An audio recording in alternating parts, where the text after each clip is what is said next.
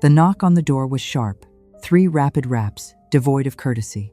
It wasn't the rhythmic knock of the mailman or the soft tap of a neighbor bringing over extra zucchini. This was the knock of someone who was doing a job they didn't enjoy. I wiped my hands on my apron flour from the biscuits Lily liked so much and walked to the foyer. Through the frosted glass, I saw a silhouette, a man, impatient. I opened the door. The afternoon sun was blinding, but the man standing there brought a chill with him. He wore a windbreaker that was too tight across the shoulders and held a clipboard like a weapon. "Eleanor Vance?" he asked. He didn't look at my eyes. He looked at the clipboard. "That's me," I said. My voice was steady, though a strange tightness gripped my chest. Instinct. A grandmother's instinct knows when the wind is about to change direction. "You've been served," he mumbled, thrusting a thick manila envelope into my flour-dusted hands. He turned and walked away before I could ask a question. He got into a sedan that had been idling at the curb, the engine running, ready for a quick getaway. I stood there on the porch. The envelope felt heavy. Not physically heavy, but spiritually dense. It carried a weight that made my wrists ache. I looked at the return address. It was from a law firm in the city, Preston and Associates. Expensive, aggressive. I stepped back inside and closed the door. The silence of the house, usually my comfort, suddenly felt oppressive. I walked to the kitchen table, the heart of this home for 40 years, and sat down. My hands trembled slightly as I tore open the seal. I pulled out the stack of papers. The legal jargon was dense, but 2 words jumped out at me, bold and cruel in the middle of the page. Plaintiff, David Sterling. Defendant, Eleanor Vance. David. I hadn't spoken that name aloud in 10 years. I hadn't allowed it to be spoken in this house. Seeing it printed there, on crisp white paper, felt like seeing a ghost or a monster. But it was the next line that made the room spin. It was the accusation, the reason for this intrusion. The reason David Sterling had crawled out of whatever hole he had been hiding in for a decade. Cause of action, custodial interference, kidnapping. I didn't scream. I didn't cry.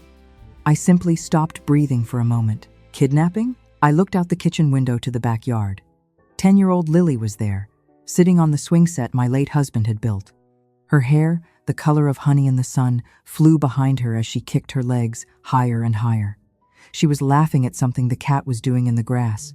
She was happy. She was safe. She was loved. I looked back at the paper. Kidnapping. David Sterling, the man who had vanished into the rain when Lily was 3 weeks old, was accusing me of stealing his daughter. I set the papers down next to the bowl of rising dough. I felt a cold anger rising in me, starting from my stomach and settling in my jaw. It wasn't the hot, flashy anger of youth. It was the cold, hard resolve of a woman who has survived too much to be frightened by ink on paper. He thinks he can rewrite history with a lawsuit. He thinks 10 years of silence can be erased by a lawyer in a suit. I picked up my tea. It had gone cold. I drank it anyway. He has no idea who he has just declared war on. The lawyer's letter in my hand didn't just bring news. It brought ghosts. The kitchen walls seemed to dissolve, replaced by the howling darkness of a night I had tried to forget. 10 years ago, November 14th, the night the levees almost broke, the rain hadn't just fallen. It had attacked the house. I remembered sitting in the living room, the power flickering, listening to the wind tear at the shingles. My husband, Robert, had been gone for 2 years by then. The house felt too big, too empty, especially in a storm. Then, the doorbell rang. It wasn't a polite ring. It was a long, jagged buzz, as if someone had jammed their thumb against the button and held it there, panicking. Then silence. I didn't move immediately. A widow living alone learns caution. I peered through the peephole, but all I saw was a sheet of gray water and the distorted glow of the porch light. I unlocked the deadbolt and cracked the door open. The wind immediately slammed it against the wall, drenching the foyer with rain. "Hello?" I shouted into the roar. No one answered. The porch was empty. I stepped out, the icy rain soaking my slippers instantly. I squinted toward the street. I saw them red taillights. A dark sedan, tires spinning in the mud at the end of my driveway, before gaining traction and screeching away into the blackness. No headlights, just a thief in the night, fleeing the scene. I turned to go back inside, thinking it was a prank. A cruel prank by bored teenagers. Then, I saw it. Tucked into the corner, shielded slightly by the brick column, was a plastic laundry basket. It was blue, cheap, the kind you buy at a dollar store. It was covered with a heavy-duty black trash bag, taped down at the sides against the wind. My heart hammered against my ribs, a painful, frantic rhythm. I knew what it was before I touched it. I didn't want to know, but I knew. I knelt down on the wet concrete, my knees screaming in protest. I peeled back the wet tape. I lifted the corner of the trash bag. A pair of wide, dark eyes stared up at me. She wasn't crying. That was the most terrifying part. She was too cold to cry. She was wrapped in a thin, stained towel that smelled of stale cigarettes and damp wool. Her lips were a pale, frightening shade of blue. She looked at me with a profound stillness, as if she was waiting to see if I would be like the one who left her, or if I would be different. I didn't think. I didn't weigh the consequences. I scooped the basket up, pressing it against my chest to shield it from the wind, and ran back inside. I slammed the door against the storm, locking out the night, the rain, and the monster who had driven away. The kitchen island was the only warm place in the house. I cleared away the bills and the fruit bowl, placing the plastic basket in the center like a bizarre offering. My hands shook as I peeled away the wet layers, the trash bag, the damp towel. Beneath it all, she was wrapped in a fleece blanket that had seen better days. It was patterned with faded yellow ducks. I touched her cheek, cold as marble. But then, a twitch, a small jerky movement of a tiny fist. She was alive. I worked quickly, instinct taking over. I stripped off the damp fleece. Underneath, she was wearing a onesie that was 2 sizes too big. And pinned to the fabric, right over her little beating heart, was a Ziploc bag. Inside was a single folded sheet of notebook paper. I didn't want to read it. Reading it would make it real. Reading it would confirm what the sick feeling in my gut already knew. I unfolded the paper. The handwriting was jagged, hurried. It was written in black Sharpie, bleeding through to the other side. I knew that scrawl. I had seen it on birthday cards for my daughter Emily before she passed. I had seen it on the loan papers he begged us to co-sign. I can't do this. Not without Emily. She looks too much like her. Every time she cries, I hear Emily. You always thought you could raise a child better than me? Fine, prove it. She's yours. Don't look for me. No signature. Just a coward's goodbye. I stared at the words until they blurred. She's yours. He hadn't just left a child. He had discarded a burden. He used his grief for my daughter as a shield for his own selfishness. He abandoned his 3-week-old daughter in a storm because he couldn't handle it. A low, raspy sound broke the silence. The baby. Now that she was out of the wind, the warmth of the kitchen was waking her up. She let out a weak, sputtering cry. It wasn't a demand. It was a plea. I crumpled the note in my fist. I wanted to throw it in the trash. I wanted to burn it. I wanted to scream until my throat bled, but I didn't. Instead, I smoothed the paper out on the counter.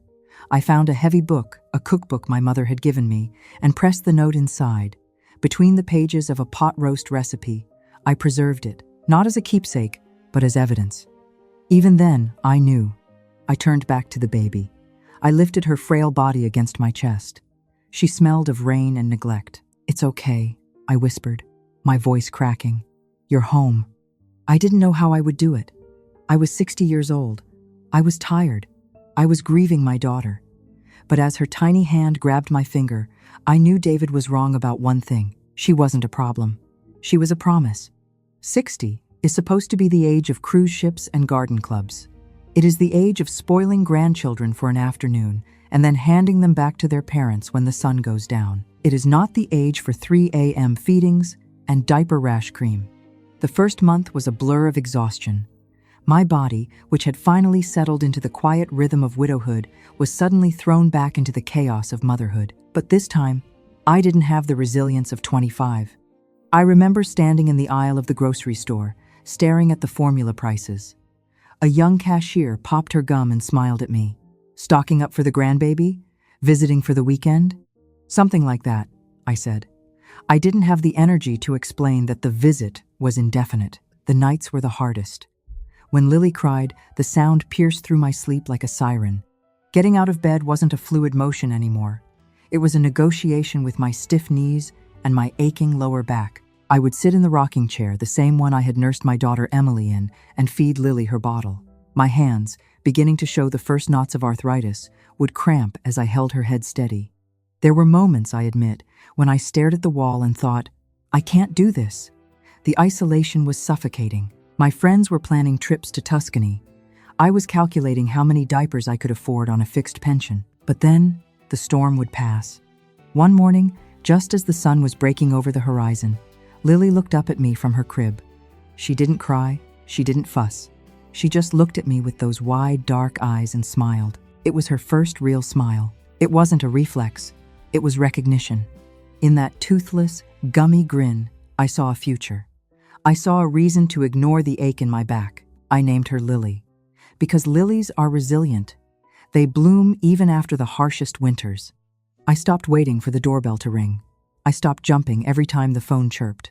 David wasn't coming back. And looking at this little girl who was finally gaining weight, finally sleeping through the night, I realized something terrifying and wonderful. I didn't want him to come back. 10 years is a deceptive amount of time. When you are living it, it feels like a mountain climb, slow, arduous, breathtaking. But when you look back, it is nothing more than a blink. The years smoothed over the rough edges of that stormy night. The blue laundry basket was replaced by a crib, then a toddler bed, and finally, a twin bed with a canopy that Lily insisted was a castle. We became a fortress of two. I was the one who put the Band-Aids on her scraped knees. I was the one who sat in the front row of the chaotic elementary school plays, clapping the loudest when she played a tree. I was the one she made Father's Day cards for. "You're my dadma," she joked when she was 7, handing me a tie made of construction paper. We laughed. It was our inside joke. David? He was a ghost story we didn't tell. In the beginning, I checked the obituaries. I checked the arrest records. I waited for a drunk phone call in the middle of the night. But there was nothing. The silence from his end was absolute. It was as if the rain that night had washed him off the face of the earth. And I got comfortable in that silence. I made a mistake. A calculated, fearful mistake. I didn't pursue formal adoption papers. I spoke to a lawyer once, when Lily was 2. He told me that to adopt her, I would have to locate the biological father and get him to sign away his rights. Alternatively, I would have to prove abandonment in court, which meant publishing notices in newspapers, stirring up the water, poking the bear. I looked at Lily, safe and happy in my lap, and I decided not to risk it. Why summon the devil when he had already left the building? I thought possession was 9/10 of the law. I thought love was a stronger contract than ink. So, I let the sleeping dog lie. I raised her as my own, kept her safe, and prayed that David Sterling had forgotten us as completely as we tried to forget him. I was naive. I forgot that ghosts don't stay dead when there is money to be made. The silence wasn't peace. It was just the eye of the storm. 2 days after the papers arrived, the man himself followed. I was in the garden, deadheading the roses, when I heard the crunch of gravel. It wasn't the tentative sound of a visitor. It was the heavy, authoritative roll of expensive tires. A silver Mercedes SUV, polished to a mirror shine, glided up my driveway. It looked ridiculous parked next to my 10-year-old station wagon. It looked like a spaceship that had landed in the wrong century. The driver's door opened, and a man stepped out. If I hadn't known, I wouldn't have recognized him. The David I remembered was a scrawny, terrified boy in a stained hoodie. The man standing on my asphalt was different. He had filled out. He wore a navy suit that fit him perfectly, the kind that costs more than my annual property tax. His hair was styled, his teeth were white, and on his wrist, a gold watch glinted in the sun. He took off his sunglasses and looked at the house. He didn't look at it with nostalgia. He looked at the peeling paint on the eaves and the overgrown hydrangeas with a sneer of appraisal, like a developer deciding whether to bulldoze a lot. Then, his eyes found me. He didn't smile. He didn't look ashamed. He walked toward me with the casual confidence of a man who thinks he owns the sidewalk he walks on. "Eleanor," he said. His voice was deeper, smoother. "It's been a while." I didn't drop my gardening shears. In fact, I gripped them tighter. The cold steel was grounding. "What do you want, David?" I asked. I didn't offer him water. I didn't invite him to the porch. "I think my lawyers made that clear," he said, adjusting his cuff. "I've come to see my daughter." My daughter. The words sounded foreign in his mouth, like he was reading a line from a script he hadn't memorized. Just then, The screen door banged open. Lily ran out, holding a drawing. "Grandma, look what I—" She stopped. She saw the stranger in the suit. She saw the tension in my shoulders. She froze on the top step, the drawing lowering slowly to her side. David looked at her. He didn't gasp. He didn't tear up. He tilted his head slightly, the way one might inspect a used car for scratches. "She's tall," he said to me, without looking away from her. "She looks healthy." Good. It wasn't a compliment. It was an inventory check. "Lily," I said, my voice steady but leaving no room for argument. "Go inside, now." She looked from me to the man in the suit. She sensed the danger, the way animals sense a coming earthquake. "But Grandma—" "Inside, honey. Take your drawing. Close the door." She obeyed. The screen door clicked shut. I waited until I heard the deadbolt slide home a habit I had taught her before I turned back to David. I stepped off the porch, placing myself physically between him and the house. "A human shield. You have 5 minutes," I said. "Before I call the police for trespassing." David chuckled. It was a dry, hollow sound. He reached into his jacket pocket. I tensed, but he only pulled out a pack of cigarettes. He didn't light one, he just rolled it between his fingers. "Trespassing? On whose property?" "The state records still show Robert as the owner, and he's been dead for 12 years. He smirked. "You really haven't updated anything, have you, Eleanor? I raised your daughter." I spat the words out. "I fed her. I clothed her. I sat up with her when she had fevers that scared me to death." "Where were you?" "I was finding myself," he said, waving his hand dismissively as if erasing a decade of neglect. "I was in a bad place, Eleanor. I was grieving, Emily. You can't hold a man's grief against him. Grief doesn't make you leave a baby in a storm," I said. "Cowardice does." His face hardened. The smooth veneer cracked for a second. He took a step closer, invading my personal space. I smelled expensive cologne masking the faint scent of stale tobacco. "Look," he said, his voice dropping to a low, dangerous register. "I'm remarried. I have a stable life. I have a house in the suburbs with a pool. I can give her things you can't. What can you give her here? Memories of dead people? Biscuits and old stories?" "I give her love," I said. "And safety." "Safety?" He laughed. "You have no legal standing, Eleanor. My lawyer checked. You never filed for custody. You never filed for adoption. In the eyes of the law, you're just a woman who took a child that didn't belong to her." He leaned in, his eyes cold and empty. "That's kidnapping, Eleanor, and I'm going to prove it. I'm going to take her back, and there isn't a damn thing you can do about it." He turned on his heel, got back into his silver spaceship, and drove away. He didn't look back at the house where his daughter was hiding. I stood there, shaking, not from fear of him, but from the terrifying realization that he was right. I had built our entire life on a foundation of sand, and the tide was finally coming in. The lawyer's office smelled of lemon polish and bad news. I sat in a leather chair that was too soft, sinking into it as if the furniture itself was trying to swallow me whole. Across the mahogany desk sat Mr. Abernathy, a man I had trusted with my will and my taxes for 20 years. He wasn't looking at me. He was looking at the file David's lawyers had sent over. He took off his glasses, rubbed the bridge of his nose, and sighed. That sigh was louder than a scream. "Eleanor," he said softly, "this is complicated." "It's not complicated," I said, gripping my purse. "He left her.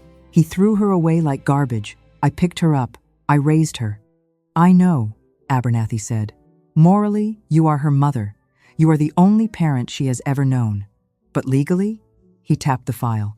"Legally, you are a stranger." The words hit me like physical blows. "Stranger?"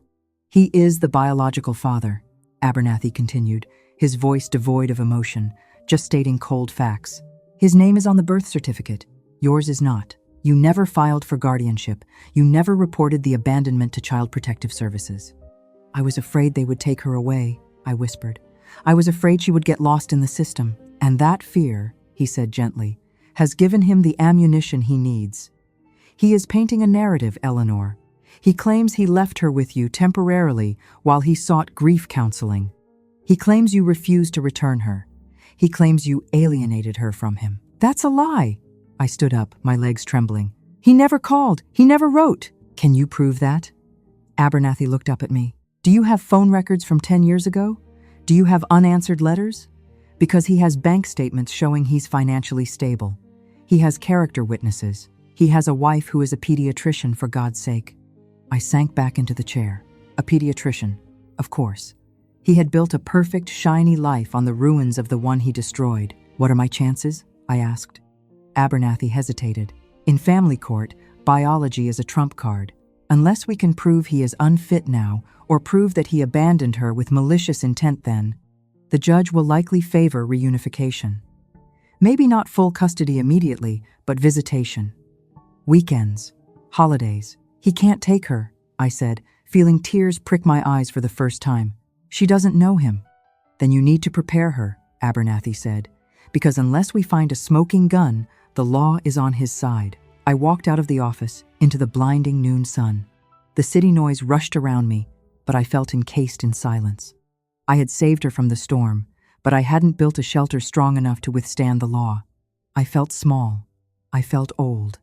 And for the first time in 10 years, I felt truly defeated. The war wasn't just in the courtroom. It had invaded our living room. That evening, a courier delivered a package. It was wrapped in silver paper with a silk bow, addressed to my daughter, Lily. I placed it on the coffee table.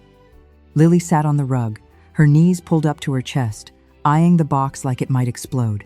"You can open it," I said, my voice sounding too loud in the quiet room. "It's from him." She reached out slowly. She didn't tear the paper like a normal 10-year-old on Christmas. She peeled it back carefully, surgically. She opened the lid. Inside was a doll. A porcelain doll with ringlets of blonde hair and a pink, frilly dress. It was exquisite. It was expensive. It was also a disaster. Lily looked at the doll, then at me. "He doesn't know me at all, does he?" She didn't need to explain. I knew. Lily hadn't played with dolls since she was 4. Lily liked telescopes. She liked digging for fossils in the creek. She liked reading about astronauts. This doll was a generic idea of a girl, bought by a man who had never spent a single afternoon asking her what she loved. "He's trying, Lily," I lied. The words tasted like ash. I was trying to be the bigger person, even though every instinct screamed at me to throw the doll in the trash. "He wants to take me away," she said. It wasn't a question. It was a statement of fact. "He wants to get to know you," I corrected, though my heart wasn't in it. Lily stood up. She left the doll in the box, untouched. She walked over to me and buried her face in my apron. Her shoulders were shaking, but she wasn't crying aloud. She was crying silently, just like I did. "I don't want a dad," she whispered into the fabric of my dress. "I have you. You're my dad. You're my mom. You're my grandma. Isn't that enough?" I stroked her hair, feeling the fierce heat of her small body against mine. "It is enough for me," I said, fighting to keep my voice steady. "And I will fight for it to be enough for the judge." That night, I didn't sleep. I sat in the dark, watching the moonlight hit the porcelain face of that unwanted doll.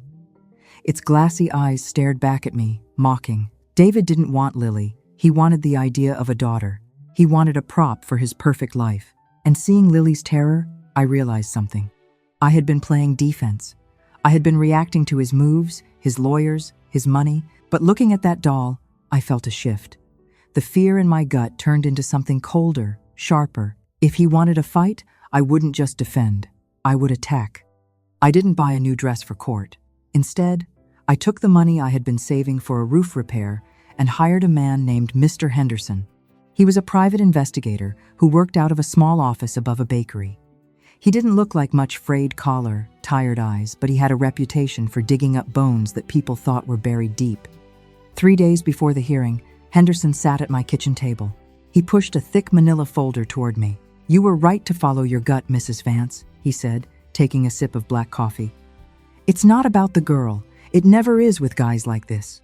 I opened the folder. It wasn't pictures of another woman. It was numbers, rows and rows of red ink. "David Sterling is broke," Henderson said flatly. "His construction business went under 6 months ago. The house with the pool? Foreclosure proceedings started last week. The luxury car? It's a lease, and he's 3 months behind on payments." I stared at the documents. The successful businessman, the stable father, it was all a mirage. A house of cards waiting for a breeze. "But why, Lily?" I asked, my finger tracing the line of a massive debt. "Taking on a child costs money. If he's broke, Why add a mouth to feed? Henderson flipped to the back of the file. He pulled out a copy of a last will and testament. David's parents passed away in a car accident last year in Florida. Did you know? I shook my head. I hadn't kept track of them. They were distant people who had never shown interest in us. They didn't trust David, Henderson explained. They knew he was reckless with money, so they bypassed him. They left their entire estate close to $500,000 in a trust fund. He pointed to a highlighted paragraph. To be held in trust for our first grandchild, Lily Sterling, to be administered by her legal guardian until she reaches the age of 25. The room went cold. Administered by her legal guardian, I whispered. Bingo, Henderson said. If he gets custody, he gets control of the trust. He can pay off his debts, save his house, and keep up his lifestyle. He's not suing for a daughter, Mrs. Vance. He's suing for a paycheck. I closed the folder. The anger that had been simmering in my gut for weeks suddenly cooled into something solid, something hard. For 10 years, I thought he was just a coward, but he was worse. He was a scavenger. He was willing to uproot a terrified 10-year-old girl, drag her away from the only home she had ever known, just to use her inheritance to pay for his mistakes. I looked at Henderson. Can I use this in court? It's public record, Henderson smiled, a small, grim expression. It establishes motive. It proves he's not acting in the best interest of the child. It proves he's acting in the best interest of his wallet. I stood up and walked to the window. Outside, the storm clouds were gathering again, just like that night 10 years ago. But this time, I wasn't afraid of the rain. Let him come, I said quietly. I'm ready. The courtroom was quiet, save for the hum of the air conditioner and the scratching of the stenographer's machine. David was putting on the performance of a lifetime. He sat on the stand, dabbing his eyes with a handkerchief that looked like it had never been used before. I was young, David told the judge, his voice trembling just enough to sound sincere. I was grieving my wife. I asked Eleanor to watch Lily for a few weeks while I got back on my feet. When I came back, she refused to let me see her. She turned my daughter against me. He looked at the judge, pleading. I just want to be a father, Your Honor. I've missed 10 years. I don't want to miss another day. The judge, a stern woman with gray hair, nodded sympathetically. My heart hammered against my ribs. He was winning. He was rewriting history, and the court was buying the paperback version. My lawyer, Mr. Abernathy, stood up. He didn't look aggressive. He looked like a disappointed grandfather. Mr. Sterling, Abernathy said, adjusting his glasses. You claim you want to be a father. Yet, isn't it true that your sudden interest in Lily coincides exactly with the activation of your parents' trust fund? David stiffened. I don't know what you're talking about. Document A, Abernathy said, sliding a paper across the bench. Your financial records. You are bankrupt, Mr. Sterling, and the only way to access the $500,000 left to Lily is to become her legal guardian. A murmur went through the courtroom. David's face flushed a blotchy red. That's irrelevant. I love my daughter. Love, I said, speaking out of turn. The bailiff stepped forward, but the judge raised a hand to stop him. She looked at me. Mrs. Vance, you will have your turn. I have evidence of his love, I said, standing up. My knees didn't shake this time. I reached into my purse and pulled out the old cookbook. I opened it to the pot roast recipe. The pages were yellowed with age. From between them, I pulled out the Ziploc bag. Inside, the note from 10 years ago was as legible as the day it was written. He claims he left her for a few weeks, I said, my voice clear and ringing in the silence. He claims he came back. I walked to the bench and placed the bag in front of the judge. Read it, I said. The judge picked up the bag. She read the note through the plastic. Her eyes narrowed. She looked from the jagged, hateful scrawl to the man sitting in the witness chair. She's yours. Don't look for me. The judge read it aloud. The words hung in the air, toxic and undeniable. David stood up, panic finally breaking his mask. I was distraught. I didn't mean it. That's old. It's hearsay. It is a handwritten declaration of abandonment, the judge said, her voice like ice. She looked at David with a disgust that no amount of money could fix. You didn't leave her with a babysitter, Mr. Sterling. You discarded her like refuse. David slumped back into his chair. The silver spaceship had crashed.